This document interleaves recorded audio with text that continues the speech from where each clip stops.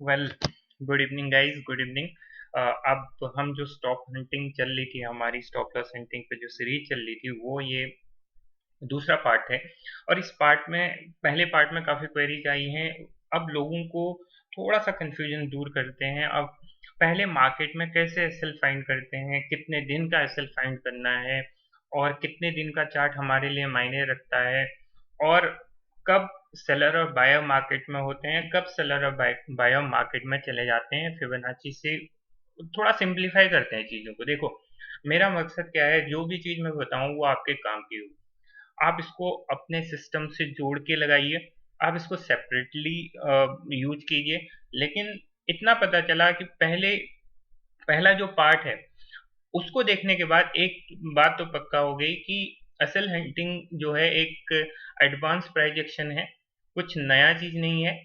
तो आपको इसे सीखने के बाद जो एक्सपीरियंस होने वाला है वो कुछ एडिशनल होने वाला है, कुछ ऐसे प्रायर इंफॉर्मेशन आपको देने वाला है ये, जिससे आप इजीली मार्केट में ट्रेड कर पाएंगे।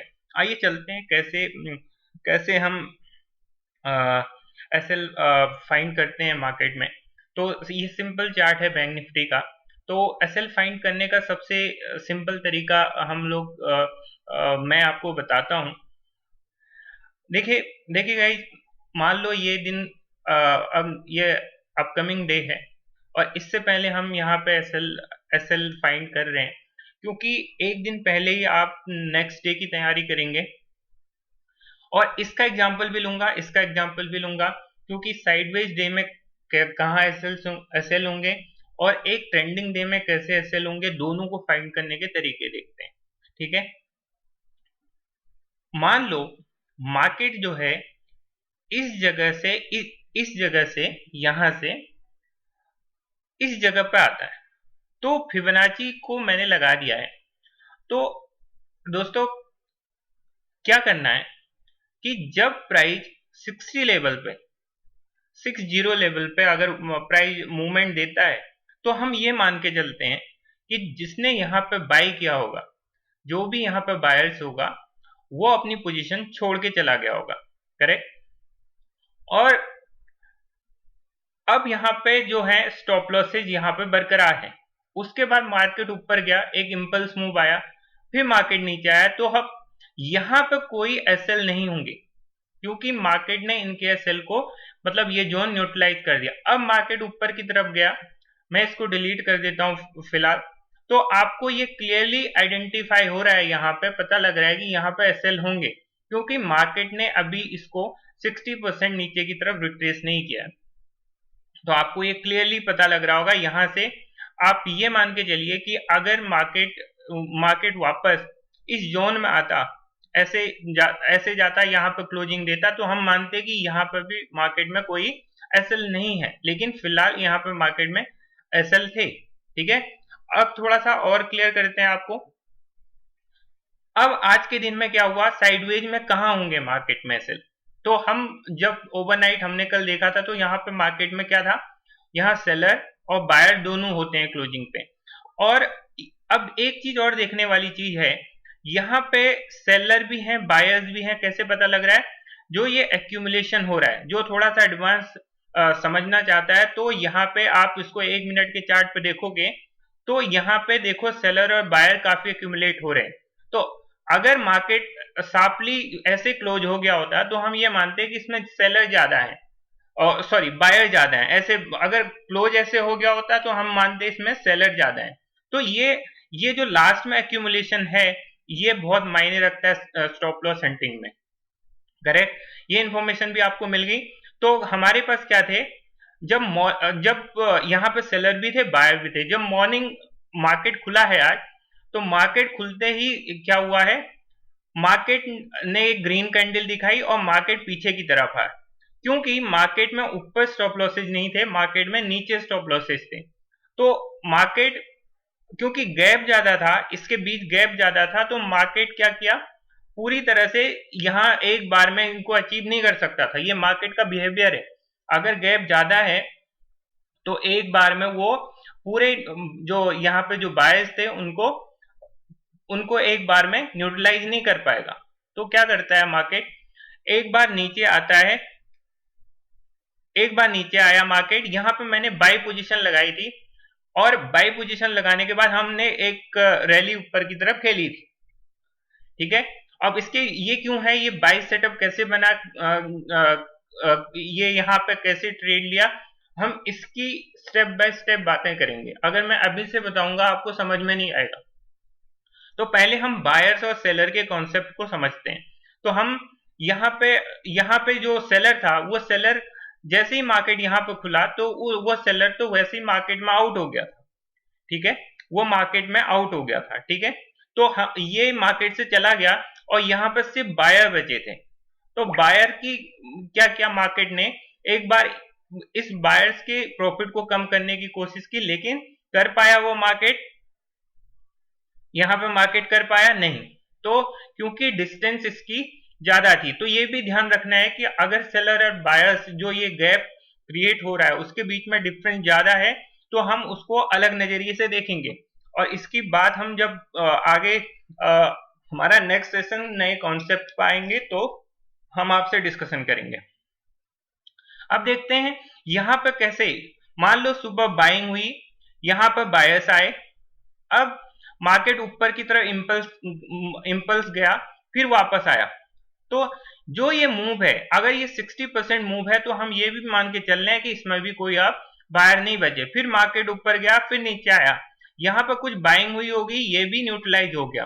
फिर मार्केट ऊपर गया, जिसने भी यहाँ पे सेलिंग की होगी, मार्केट ऊपर जाने पर ये भी मार्केट से आउट हो गया। उसके बाद मार्केट नीचे आया और यहां से सेलर थे और मार्केट ऊपर गया, ये सेलर भी मार्केट से आउट हो गए होंगे। आप समझने की कोशिश कीजिए क्या कह रहा हूं। और उसके बाद मार्केट में एक मूव नीचे की तरफ आई, यहां पर सेलर थे और इनका मूव अभी तक नहीं क्लियर हुआ होगा। तो हमारे पास फाइनल आज अगर हम मार्केट में एसएल काउंट करेंगे तो सबसे ज्यादा हमारे पास अभी मार्केट में कहां पर एसएल है, यहां पर बायर्स के एसएल है हमारे पास और यहां पे सेलर के एसएल है, ठीक है। और इस जगह पे आप मोटा मोटा देखोगे तो जिस तरह से मूव है, यहां पे सेलर के ही एसएल ज्यादा होंगे और बायर्स के कम होंगे। तो हम ये मान के चलते हैं दोनों के एसएल हैं, लेकिन हमारे लिए ये क्या है, एसएल ये सेलर के ज्यादा है, ठीक है। अब दोस्तों एक चीज और है, मान लो आपसे आप लोगों ने एक और सवाल पूछा था कि हम कितने दिन का डेटा काउंट करेंगे। तो हमारे पास बायस यहाँ है, हम 2-3 दिन का, हफ्ते का अगर वो डेटा इधर मिल रहा है आपको कंटिन्यूअस, तो हम उसको काउंट कर सकते हैं, ठीक है। तो इसमें कोई इफ एंड बट नहीं, अगर मार्केट ऐसे मूव कर रहा है तो हमारे लिए यहाँ पे बायर्स हैं, यहाँ पे बायर्स हैं, यहाँ पे बायर्स हैं। ये बायर्स क्यों इंपॉर्टेंट है हमारे लिए, क्योंकि अगर मार्केट यहां इस तरह से रेंज में रहेगा 2-3 दिन, तो नीचे से देखोगे आप, ये बायर्स, इनको तो वैसे ही जो थीटा डीके होता है मार्केट में, क्योंकि पुट सेलर होंगे मोस्टली, जो पुट सेल करके उनका और प्रॉफिट हो रहा होगा, तो मार्केट से क्यों जाएगा। तो हमारे लिए ये जो सेलर हैं, वो जो ये स्टॉप लॉसेज हैं, वो हमारे लिए इंपॉर्टेंट है, करेक्ट। तो इसलिए बोलते हैं कि सेलर्स जो मार्केट में जो हमारे पिछले जो हमारे सेशंस हैं, उनके सेलर्स, उनके जो स्टॉप लॉसेज हैं, वो भी हमारे लिए इंपॉर्टेंट है, ठीक है। तो ये कॉन्सेप्ट है एसएल फाइंड करने का। तो एसएल फाइंड का सिंपल तरीका क्या हुआ कि आपको फिबोनाची टूल लगाना है और एक्सपीरियंस के बाद आपको खुद ही आ जाएगा कि कितना ये मार्केट रिट्रेस किया है, उसी हिसाब से आप फाइंड कर सकते हो। जैसे यहाँ पे रिट्रेस नहीं किया तो आप समझ सकते हो यहाँ पे भी आपके क्या होंगे, एसएल, यहाँ पे बायर्स होंगे, ठीक है। और यहाँ पे बायर्स इसलिए नहीं होंगे क्योंकि मार्केट ऊपर गया और उसके बाद ये जब मार्केट ने नीचे एक बार टर्न किया है, तो यहाँ के जो एसएल होंगे वो मार्केट से आउट हो गए होंगे। अब एसएल का कॉन्सेप्ट आप लोगों को पूरी तरीके से क्लियर हो जाना चाहिए। और गैप में मैंने बता दिया कि मार्केट कैसे बिहेव करता है। और एक चीज आप आज भी क्लियर हो गई कि मार्केट में ऊपर कोई एसएल नहीं थे, तो मार्केट को जो भी ऊपर की तरफ मूव थी वो जो थी फेक थी, और धीरे धीरे market end of the day इनके प्रॉफिट को कम करने यहां पर आ गया। अब देखते हैं अगर कल मार्केट कैसे ओपन होगा।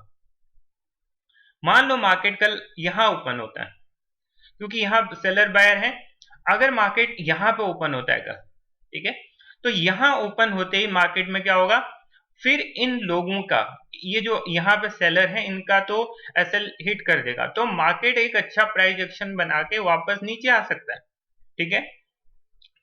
तो इस तरह से, क्योंकि यहाँ पे इनके प्रॉफिट को क्या करेगा, वो न्यूट्रलाइज करने की कोशिश करेगा, और फिर हो सकता है मार्केट एक प्राइस एक्शन बना के नीचे आए, ठीक है, और इनके करीब इनके प्राइस एक्शन को क्या करेगा, इनके जो एसएल्स को क्या करेगा, न्यूट्रलाइज करने की कोशिश करेगा।